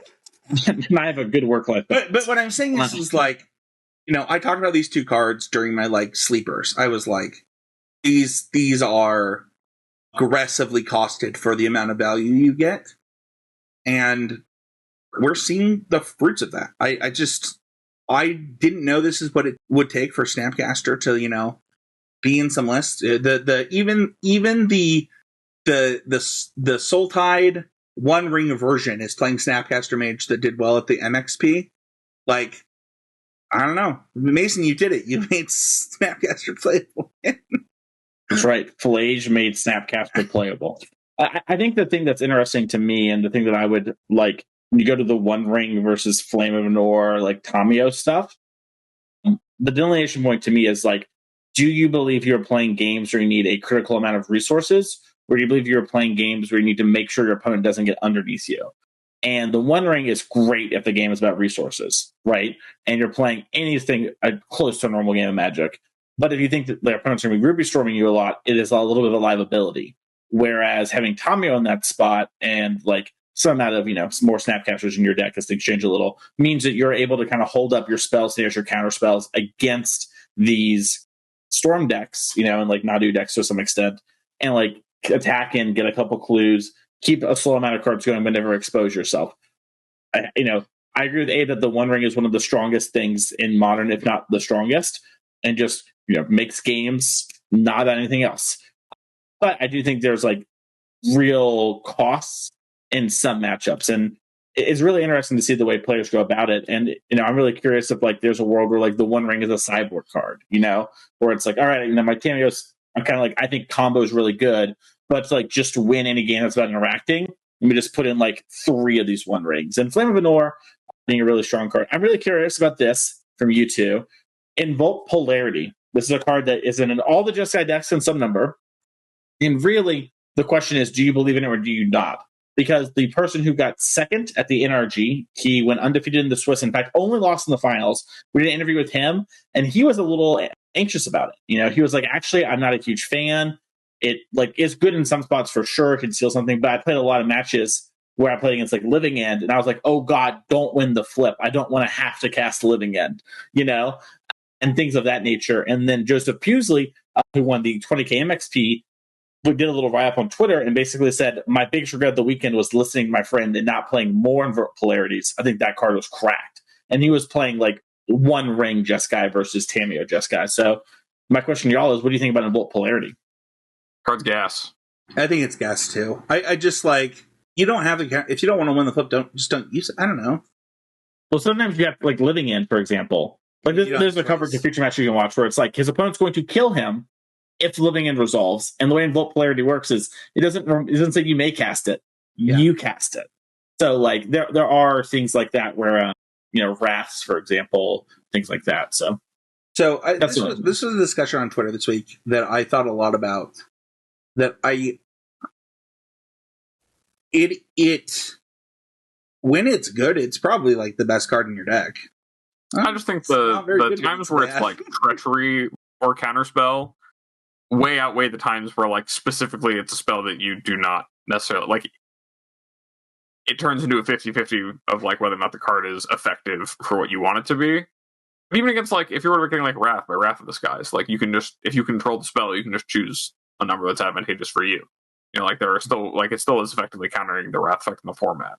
But against like combo decks, you know, it's obviously I mean, stealing their Past in Flames or countering their Past in Flames are like roughly the same. But no, I mean the times where it is, especially as we see more decks playing more of these really haymaker threats, you know, getting to 2 for 1 your opponent, and also in the mana generation of that, of like, I'm going to -1 your spell, +1 your spell to me, and I'm getting the mana of all the interaction out of my 3 mana. Like that can just completely break me wide open. I think it's hard to. Dude, I think it's very good for what it's worth. I just was curious what y'all thought, just because it is a card to me that stands out in the Spell Pierce vein of like it is a situational counter spell. Yeah, but the secret is that the situations are almost all very good and only some are bad in comparison to a card like Spell Pierce, where it's like early game it's all very good, and then you pray to God that they double spell and you can hit them. You know, so it's like 3 mana, a lot of mana. But, you know, with cards like Force Negation, there's even some amount of times where, like, you know, you can get out of your hand pretty easily, Subtlety. So I'm curious to see how time evolves with that card and if it eventually becomes like a 4-up or something like that. I expected these Jeskai decks to be playing way more Ether Spike, to be honest with you. Like, just the ability to Ether Spike a 1-mana spell. I mean, they're also not playing Ether Hub, which I think is wrong, too. So, like, you know, I haven't gone on the streets to like try some of this stuff, but I think that those changes would have to come hand in hand. Like their mana base supporting counter spells. Yeah. I agree. Right? Like, yeah, totally. I mean, the thing about Ether Spike is that it can cast Ether Hub can cast it without using the energy. So, exactly. Like, yeah, that was just some of my thoughts. For what it's worth, I maybe am coming down on a little different side than Abe. I think that Flame of Venor has been like one of the best modern cards that isn't seeing as much play as it deserves. And this Wizards version is enabling something really, really good. I would expect both versions to continue, but I mean, it also, I mean, I guess if you look in like the mirror, I bet that the ring version is probably favored. That's interesting to me because I think if you can get a Tameo down and protect her, yeah, I wonder how much that changes things. Sure. But like the discharges and like the endings don't have a ton of targets, but the targets they do have kind of matter. So it's very weird to me. I think the other thing that's interesting is like if you look at Joseph's 20k winning deck, it is like a solitude deck versus like a much more hold up my mana all the time deck like the Tameo one is. So I think they're just all valid. And Spencer, say the line. We haven't figured it out yet, and so we haven't reached the final evolution of this at all. Yeah, I mean, it was so funny. I was talking to Matt before this podcast. I was like, you know, we're doing like a modern check-in episode, and I just don't see. I actually texted you guys before. I was like, I don't see a reason to do a power rankings. Like, there's so many new things happening. Like, what would have ended up? We would talk about Nadu for like, way so too it's much behind the scenes. Spencer sends, "Hey, are we doing power rankings for this?" And I was in my head, I was like, "Well, we don't have deck lists from Moto, sure." So I'm going to be very interested." He must have just found out, and instead I was like, "We don't have to." I mean, I knew it'd be a ton of work for you, dude. I would have had to like literally go into like Fire Shoes retweeting winning deck lists. You gotta go for Bam Zing. Bam Zing is Fire Shoes, but just modern. Yeah, and for everyone on Twitter. Bam Zing, Fire Shoes, just modern. We've gone over the new decks. You know, energy control is so funny because a lot of this existed. Like the literal only thing that these Jeskai decks got are the energy cards and Flage. I think Flage is the biggest part of this. Unironically, I'm not just saying that because like I made the card or whatever. Like obviously I'm happy. I literally think this deck is dog water without Flage. Like my question is, what is the best Flage deck in Modern? Because I want to play my card all the time. And right now I'm leaning Jeskai. And it's like, how do you like win the game if you use Jeskai control decks? You just couldn't in the past, and Flage is that answer. Like you just take over. I don't know. I think it's a real testament that you're doing Snapcaster Flage too. Yeah. It's like, oh, it's worth the squeeze. Let's talk about some old decks that are doing well and kind of cycle through them. The first one that I noticed doing well was Jund Saga. So the first thing that we should talk about is Nethergoyf. Is that how you say that? Yeah, that's a huge deck a huge gift for this deck. I played against this deck a lot in my 5 leagues, and it was way better than I expected. I was like, this card will be fine. It'll be whatever. The thing that the Jund Saga deck does so well that like old school Jund decks don't do is they fill their own graveyard with this stuff. They're not relying on their Thoughtseize or killing your creatures or whatever. They're like, no, I'm going to make my graveyard the thing for my Tarmogoyfs, and so thus Nethergoyf just gets pretty big pretty fast. So I've been really impressed with this deck. Mason, I don't know how you feel about it. I think it is quite nice. I'm interested to see sort of like how the removal and 1-mana tutorable stuff continues to grow. But yeah, it is a deck that kind of got its course big enough on its own before, and so makes Nethergoyf quite good.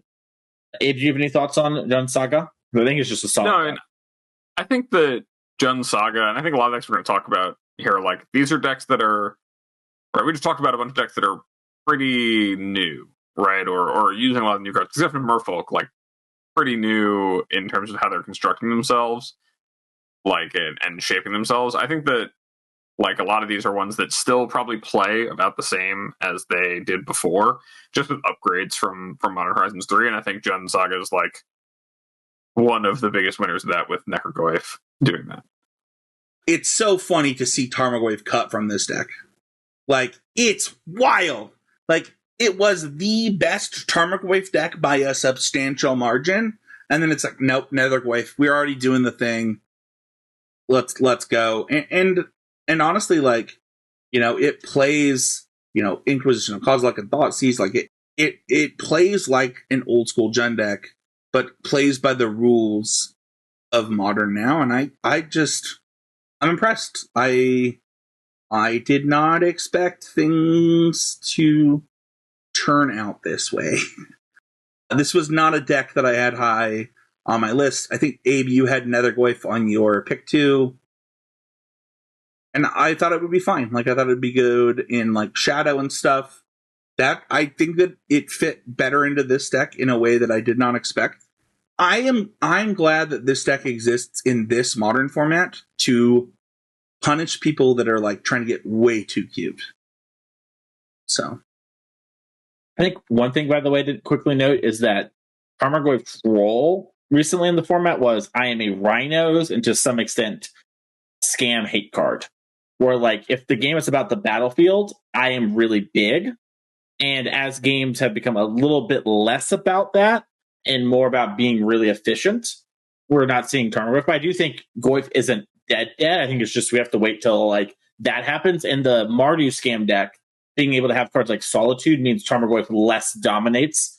And same with, like, Sorin and Ajani, that they, like, fight that fight a bit better. So let's go on to the next deck. We have Mono Black. Mason, this is a deck that you're a huge fan of. We already mentioned kind of this weird place that the scam pieces are in, but why don't you talk about this deck really quick? Yeah, really quickly. I mean, very similar to the deck I won the SCG with. What a weird coincidence. And, you know, it is one of those things I think, like, there are 2 builds. There's Necrodominance, and then there is, like, Nethergoyf, Flare of Malice, even lower to the ground. I think I'm kind of camp lower to the ground right now, but it's really interesting to see just how still effective, like, yep, I'm going to put in, like, these cheaply costed aggressive creatures with some minor upsides and removal and discard and just pressure you. Kind of similar to the Jund Saga deck. And we even see some of the ones, like with the Flare of Malice talking about, playing Urza's Saga instead of the land destruction package I had back to the SCG. So it is, like, very similar-ish decks in that vein, and it's really cool to see just, like, the delineation of them. Yeah, looking at the 9th place list from the, I believe it's the MXP, I think that Mason, you talked about like that lower to the ground version, Urza Saga version. We've preached on this podcast for 4 years that mana value and things like that were really important in Modern, and so you were trying to get the most out of your mana. There's not One Rings, there's not Sheldreds. Like this is like, oh no, like I'm an aggressive mid range deck that gets to grief you. Let's go. And I find that very interesting. Like it is maximizing grief's potential by doing that. Let's move on to prowess. This is the deck that did the best at the SEG, which I found interesting. If I'm not mistaken, it had the most top 16 slots for Is It / Team or Prowess. I'm curious. This deck, as far as I've seen, has not done anything almost since the SEG. Did we already move past Slick Shot Show Off? I mean, yeah, I think that the initial builds, like from that first week, were very like true to the Slick Shot thing. But I mean, looking at the Magic Online results before the blackout, like there's still some innovation going on here in terms of how people are building the decks, like getting more into Unstable Amulet, like Underworld Breach still a part of the equation. No, I think that like it is one of the easier decks to problem solve for in terms of both building it and also answering it. And it's probably getting caught in the rise of like, Galvanic Discharge decks and things that are really good at shutting it down.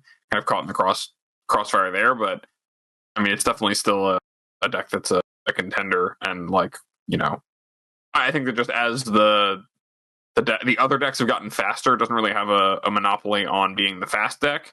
And as the decks are starting to play more removal, it's also not, really punishing anyone for not having the right answers in the same way it was before.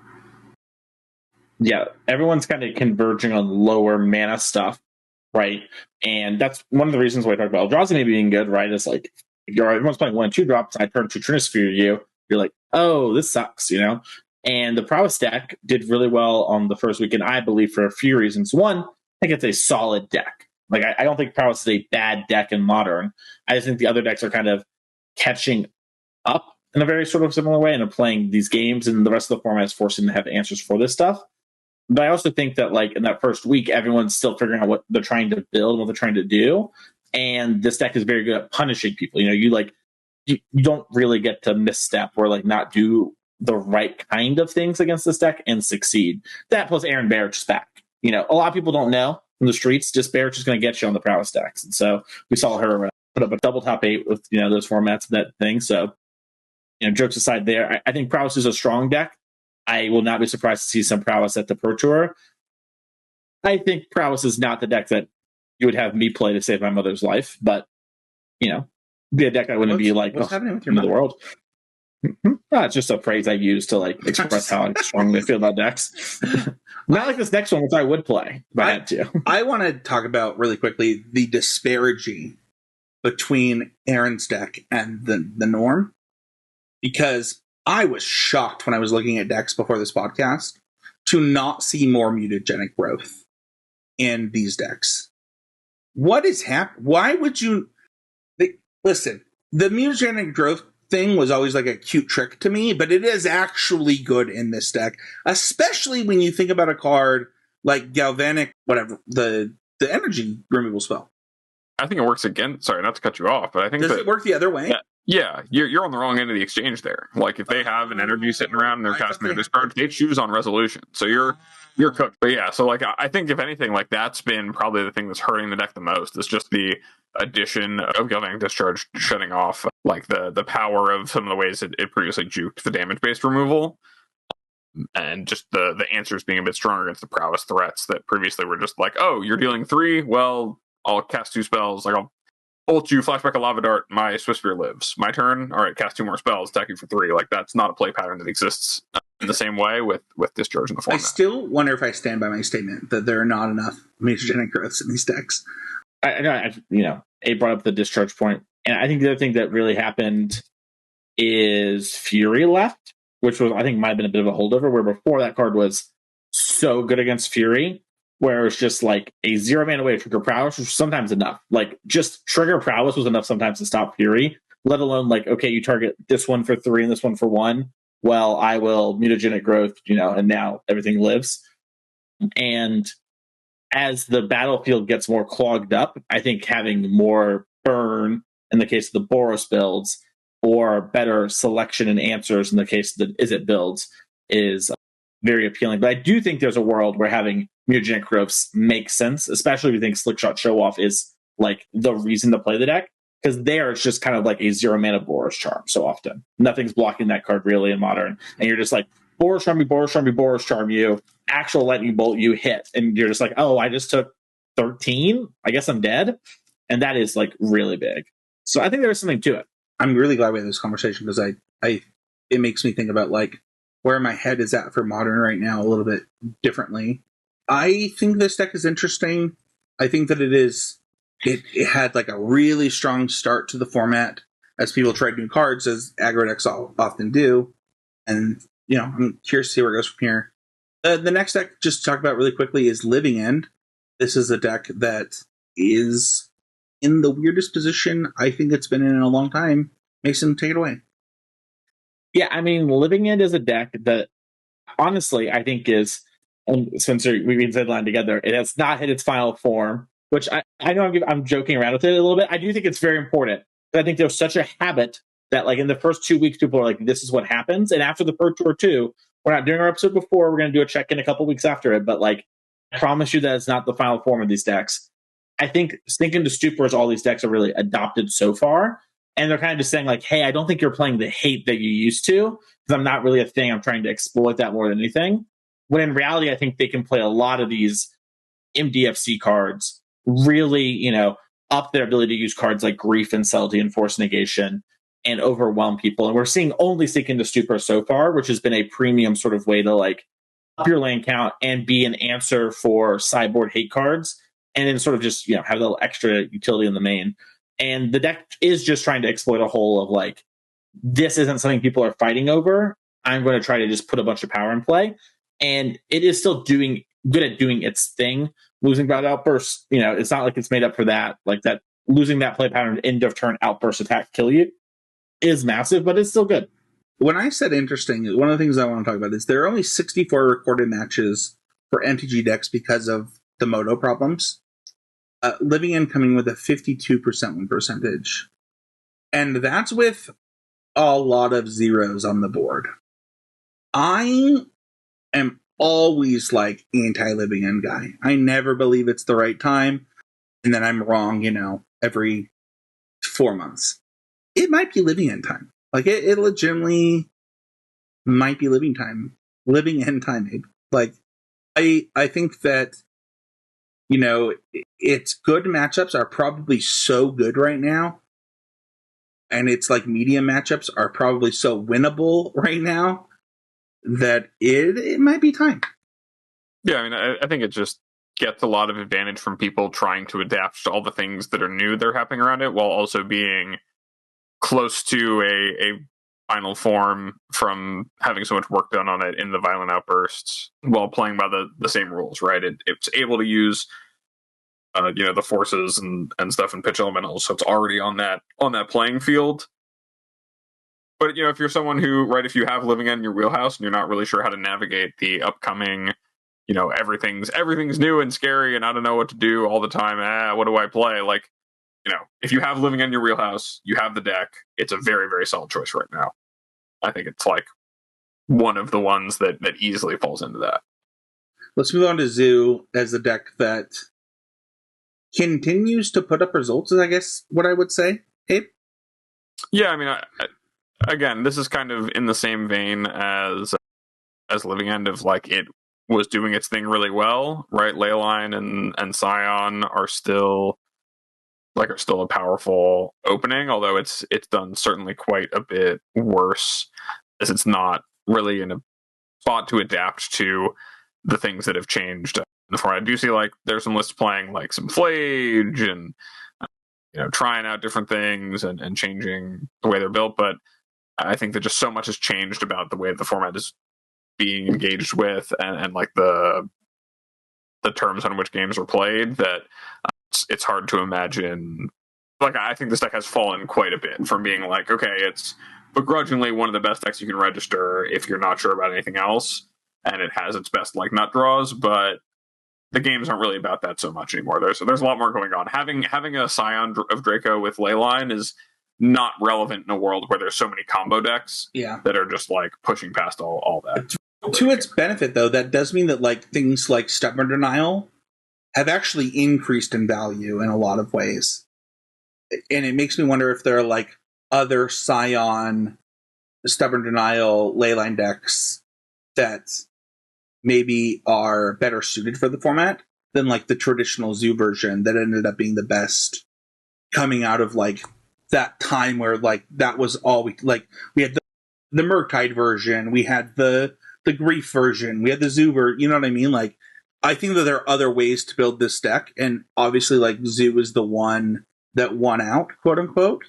But I do wonder if like there's a Stubborn Denial Scion Leyline deck that has a spot.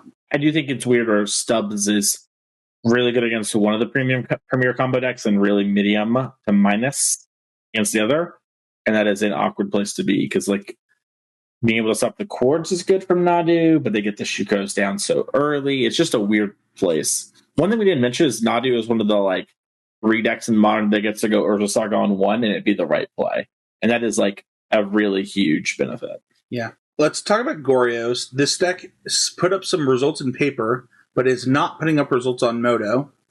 And I have been lost as to why this deck fell off. And I actually got asked by a podcast listener, what would you do with Goryo's going into MH3? And I was, while I was at Vegas, and I was like, I don't know that this deck needs to change much.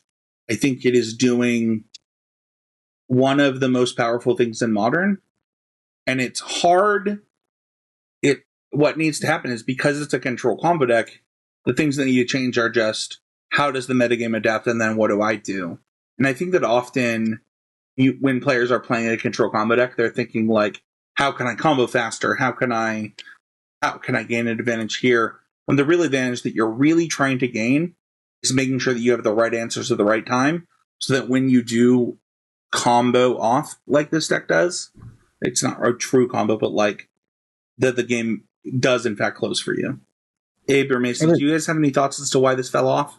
I think the big thing about this deck is like when it's humming, it is really, really strong, and maybe the best thing to be going on in the format. I mean, like, turn 1 fetch, put Griselbrand in the graveyard, evoke Grief, Goryo's my Griselbrand, draw a bunch of cards, like that kind of stuff is, I think, fair to say close to unbeatable. And I actually saw the person in MXP did this, but also sometimes like you do that and your deck has to play all these weird interlocking pieces and you don't get the right half despite drawing so many cards, and your deck just kind of flounders where you have to mulligan a bunch and your opponent has a little bit of interaction and they keep you off. And I think the biggest thing that happened was near the end of MH2, people started respecting this deck a lot. And when you hit that kind of adversity plus early pressure we saw from decks like Scam, Zoo, etc., that early pressure plus disruption was a little bit too much for them with the fail rate to consistently play through it. / like maybe the Cabal Esper players just kind of gave up because it was MH3 time basically. And as we come into MH3, there hasn't been as much light on this deck because it really got like Buried Alive, Cephalid Coliseum as its 2 cards that are like clear, like, okay, I should think about this. And there's a bunch of cards to maybe think about. So I think we're at a stage where like there just hasn't been a lot of love in this direction, but some of the players whose name I cannot remember this time, but Dom was telling me yesterday on coverage about, have just advocated for this deck the whole time. Top had the showcase on Saturday, I believe, or maybe Sunday morning, I forget when it was. But anyways, did very well playing the deck, and it is really good and playing a lot of extremely efficient, cheap cards. It's like 1s, 2s, and 0s, and like kind of it. It's just a good place to be. Yeah, I have to imagine also just being in a like we didn't really give enough space to talk about just how good Galvanic Discharge is and how much Nadu's presence in the format has to do with that. That having a way to answer a 4 toughness creature that costs 3 mana at an efficient rate is very, very important in the format. And I think that while this does have Solitude and that is a way to do that, it's not the most efficient way to do that, and it's also not the most reliable based on the fact that you have so many different colors of cards that you have in your deck, and you're trying to assemble all these different like kinds of sub contraptions within your deck to get to your winning state. And I think there's just a lot of pressure from many of the decks that are starting to crop up that are good against what Goriz is doing, but Goriz is certainly powerful enough. And again, much like I think Living End is benefiting a bit from the, oh my god, like we need to answer all these new things that are going on, kind of forgetting about the cards that are really good at interacting with them. I think a lot of what they're trying to accomplish is getting less interacted with right now. And I think the deck is still strong, but I think it does still have some of its own issues to work out in terms of not getting that much better on the surface than it was before Modern Horizons 3, while also competing with all these decks that did get that much better. Yeah, I think that the ultimate advice I ended up giving is that I think that Psychic Frog probably has a place somewhere, and that it might be time to consider like Thoughtseize a little bit more heavily as the format gets cheaper. You need to make sure that you're not just like griefing your opponent, but like you're always interacting in ways that you can, which I don't think these decks are doing yet, but I think it's possible for them to do it. Yeah, we have other decks here at the end. I want to jump from where you're on with Frog and Thoughtseize and that to say this one real quick because I know we're running long. Yeah. I think like Demir, we saw Yuta Takahashi do well at a 300-ish person modern tournament in Japan. And he was playing basically Demir Shadow, but some of the newer cards were Psychic Frog. And we saw some players play this at the MXP and the NRG as well. I don't know if it was like picked up his decks a little bit before or whatever, but the deck looked very strong, was super cheap, had a lot of good interaction, and was even like splashing red technically for cards like Rakdos Charm. I don't know if Yudos was, but the one I saw the MXP did. So excuse me if Yudos didn't. But like Rakdos Charm was the thing they were playing as like an interesting piece of tech against Nadu and hits those graveyard decks. So I think that shell is really interesting. And just Murktide Regent plus Psychic Frog is this like all-in-one combo where like if you play the Frog early, it's like really good, can run away with the game. But you can like set up the turn where you play your Murktide with protection. Then on the next turn, you can just like play your Frog and like discard everything, exile everything, and the Murktide like kills your opponent. It just nugs people for like 11 or 12, and I've seen that happen a lot with these two cards together. And you just like play an interactive game, and your opponent eventually dies, and they like everyone's fetch shocking in Modern 2 or 3 times right now. So it's super easy to kill people, and I'm very impressed by the Frog. Yeah, the only deck that I wanted to cover that we didn't talk about was I don't really know that it's a deck, and I think that like there's a real problem with like a non-consensus on how to build this between the lists on Moto, between the lists doing well in challenges, between the lists that did well at the MXP. Escape Shift is having an uptick. It's people who know me know that it is literally my favorite deck of all time. I myself have gotten to get in the streets with this deck quite a bit. I think the Planar Genesis, as we said in the show, does exactly what I thought it would do for this deck. If you're going to play Teamer, I think that Flare of Cultivation was way, way, way, way, way better. You were right, Mason. I was wrong. That card does, in fact, make this deck a crazy amount better. Not like a little bit, but like actually, I would not be surprised if we saw some number of Scapeshift decks, whether they be like Green Red Wish, Teamer Wish, or even without Wish. Like I could see like straight up, like kind of like the CFB team did with Blue Red Creativity at that Pioneer Pro Tour, where like people were just not prepared to beat this like control deck that had a combo finish. I could see the exact same thing happening with Scapeshift right now. And that's not to say like I've broken it. Like I have a list that I worked on for 2 days in the Discord, but I'm pretty impressed with the ability for this deck to compete that I did not think that Scapeshift had for the last 2 years. So yeah, I think I'd count that one in the class of decks just as like a last point. I think there's a class of decks out there that need the format to settle a little bit more than it has to really have an opportunity to shine. Right, there are decks that are kind of contingent on the rules engaged in the format being more solidified and just things making a bit more sense and being more targetable before they can really come to light. There needs to be a real established metagame for them to find their lane. And I think it's really the most exciting thing about like the state of Modern right now is that there's just so much more development to come, right? Like, it hasn't. Blade is the best thing right now, but it won't be the best thing forever. Am I right, Mason? Hopefully, I really hope. We just haven't hit our final evolution. The next point was supposed to be like, what is this format about? But I feel like we've clearly established that it is about these cheap energy cards and then grief and like interacting early. Like that's what the format's about right now. Well, that and the combo decks. But that's part of interacting early, right? Is like you have to be able to. Oh, I know. I think the whole format has just the thing that is the funniest to me about Modern Horizons decks is what really happens is the mana values condense, and so that's what I thought you meant by interacting early. No, yeah, you're right. That is part of what I meant. Sure. Okay. Yeah. So I mean, if you mean that's part of combo, I guess I'll say the silent part out loud. The Storm and the Nadu, like you need to be able to not die and have sideboard cards and plans for these people. And if you don't, you're going to lose. You will not just beat them on fail rate. By the way, Neoform got a lot of help. Anyways, did it. Thanks for letting us know. Hey, it's a big Storm's a win condition. You don't have to loop Grape Shot for forever. Hey, what would you play? What I probably play Ruby Storm. I just like a good Storm deck, and it seems really, really strong and proactive and powerful. And yeah, I don't know.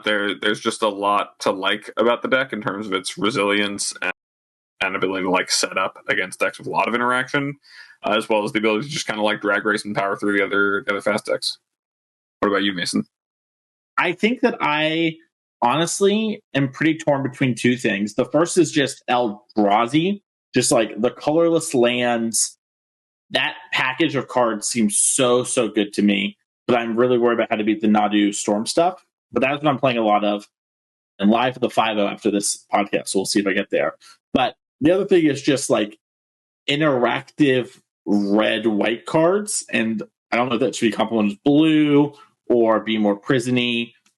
But I think that kind of are the two things that are really jumping out to me.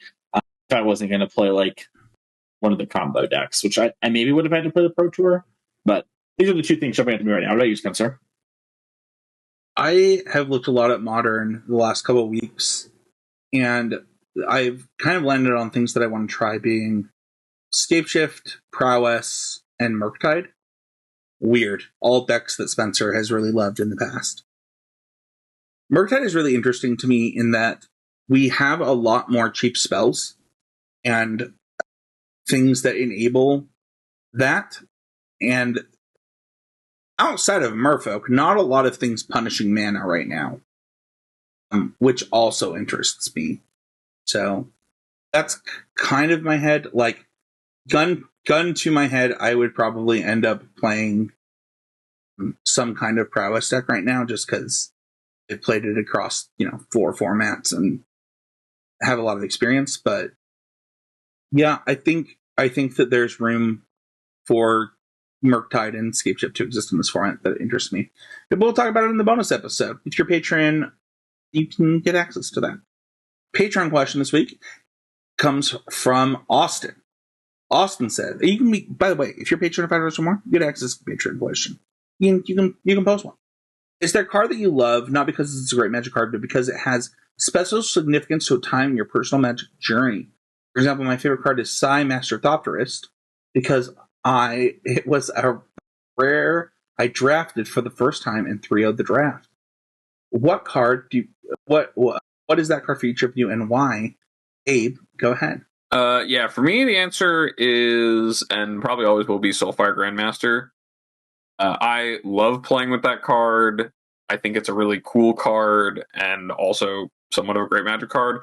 But like playing the Jeskai Black decks in that standard format, playing like a bunch of that card and Jace Vryn's Prodigy and Mantis Rider and Ochi's Command, like that was probably some of the most fun I've ever had playing Magic, and that was the season, like that PBTQ to RPTQ season. Even though I didn't wind up playing Sulfur Grandmaster outside of the PBTQ season, like was the first time I qualified for the Pro Tour, and it was very much like that card was instrumental in winning a lot of the games I won during the PBTQ that I did win. And yeah, I don't know. This is one of my favorite cards I've always enjoyed playing with. It's very much my play style, and I don't know. It's always been one I've kept close. So that's me. What about you, Spencer? For the nature of the question, there are two answers that I could give. The first is Dark and Unbroken, which is if Spencer was to design a Magic card that was like, oh, this is like the most Spencer card a card could be, it might be that one. And then the other one is one that is like very personal to me. In Quest for the Holy Relic, which might surprise my co-hosts. But for those who don't know, at one time there used to be a thing called ELO rating in Magic. And I made it a goal to be the number one constructed player in Utah, which I achieved. And basically only achieved because Green-White Fauna Shaman Vengevine had a really, really good matchup against Cobblade. And by really good, I mean like really good. And I went something like 3 months without losing a match of Magic across weeklies. You know, back in the day, you could play like, you know, a Tuesday, a Wednesday, a Thursday, a Friday, all standard tournaments. Like you could just find a standard tournament every day of the week. And it racked up enough ELO to be the number one rated player in Utah. Even got a Worlds qualification from it that I couldn't go to back in the day. Just from playing that deck. And Quest for the Holy Relic is like a crazy Magic card. It has to be my answer just from like Mono White Quest was never that good. Green White Quest was really good only because it just dumpstered on Cobblade. So, Mason? My answer would be Blage Titan of Tiger's Fury, and always will be. I mean, one of my goals is to be a game designer and do that kind of thing. And ideally, I like to work on Magic some. But no matter what, I've gotten to do it a little, which was cool. Assassin's Creed coming out soon. And Flage being the card I got to pitch that was like all me or whatever is cool. And there are lots of other cards in the set that I worked on a good bit, but that one will always hold a place in my heart. And so that's the answer. Thank you so much, Austin, for that question. Let us know in the comments if you're listening on YouTube what your card is, or if you're on the Patreon. One thing that I plan to do moving forward is make these a conversation. So, you know, I'll be posting this one tonight and seeing what people say. If you want to join the conversation, though, head on over to Patreon Discord. That is available to patrons of $5 or more a month. That's at patreon.com/ccmg. Join the public Discord for Heezy Game Media, or leave a comment on YouTube. We got some pretty stellar comments last week. I just want to take a moment to say thank you for the good vibes from last week's episode. The internet's like kind of a hard place sometimes, and just getting so much positive feedback for an episode that I also thought was really good. I don't know that I've even talked to my co-host about this, but like just the love that we got for last week's episode was really helpful for me, and I appreciate it. So, and then you can follow us on Twitter at ccmtg. Like, comment, subscribe, review wherever you're listening. If there's a way for you to interact, the interaction is worth more than even a $1 patron. Where can people find you, Abe? Find me over at twitter.com/morenothings. DMs are open for coaching. I have still just that one spot that I can fill as far as anyone looking for coaching. But yeah, it's the best place to find me. How about you, Mason? find me over on Twitter at Mason E. Clark. Find me at twitch.tv/the Mason Clark. Find me each and every other week on TCG Player. This week I am writing about Assassin's Creed cards. They're coming to Modern in just 2 weeks. So get excited. And then check out me for coaching via Twitter or my email, both of which are Mason E. Clark. One that says gmail.com. Put coaching in the description if you're reaching out via email. And that is that on that. Spencer, what about you? Find me on Heezy Game on Twitter. I tweet about nerd stuff or Magic the Gathering or Smash. You can find me every week on Meet Nerd. We had a whole month off almost due to Magic events and stuff like that, but we are back. We just talked about My Hero Season 6. Really fun. Yeah, that's where you can find me. Let's talk about what we learned on the show this week. I'm going to go first. I don't know that I learned it, but I want to mention what I relearned. I actually already knew how harness lightning worked. So just like my brain not attributing that to galvanic discharge, I don't know what that says about my brain or what it says about like the card design. That is really important for how energy works and why these decks, I think, and why energy as a mechanic is so powerful. So that's me. Mason, what about you? If you say Flage one more time, I'm gonna lose it. I learned Spencer has no respect. He wrote the book on Flage. That's right. Just like I learned that people love Flage. Yeah, I don't know. I didn't really learn anything. What about you, Sade? I mean, I didn't know the Cephalid Coliseum loop. So it was a cool thing to learn just about how the not a deck kill conditions outside of the Thassa's Oracles that are really prevalent about it. You can toot your own horn. I didn't mean to actually shut you out there, Mason. I learned Spencer has no respect for me being happy about Flage. That's what I. That's not true. Dude, I'm so happy for you. Like, legitimately, I love it when my friends succeed, and I hope that you know that like every time I see a Flage, it brings a smile to my face. Good. I hope it stays that way 3 months from now. Thank you everybody so much for listening, and we'll see you all next week with another episode of CCMTG.